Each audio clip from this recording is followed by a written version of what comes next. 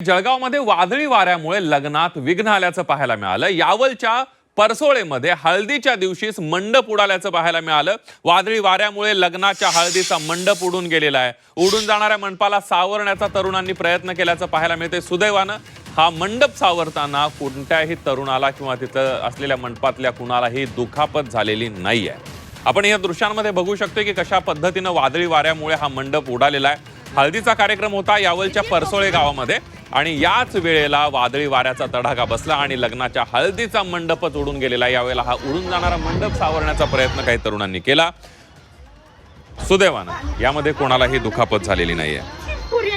अधिक माहितीसाठी जाऊयात, आपले प्रतिनिधी वाल्मिक जोशी आपल्या सोबत आहेत। वाल्मिक, निश्चितच बघायला गेलं लग्नाच्या दरम्यान अचानकच वादळी वारा आला आणि या वादळी वाऱ्यामध्ये मंडप मोठ्या प्रमाणात उभा करण्यात आला होता। मात्र ज्या ठिकाणी जे लग्नाचे वरदाडी मंडळी होती ते घरात बसले होते, आनंदाचा क्षण होता। अचानकच वादळी वारा आल्यानंतर जो मंडप आहे हा कोलमडला पाहायला मिळत होते। त्या ठिकाणी युवक जे होते त्यांनी लगेच धाव घेतली आणि त्या मंडपाला पकडून ठेवण्यात आला। पण वादळ इतकं प्रचंड मोठं होतं की तो युवकांसहित त्या हवेत उतरून पडलेला पाहायला मिळतं। त्या ठिकाणी साधारण जे आहे जीवितहानी कोणाला झालेली नाहीये।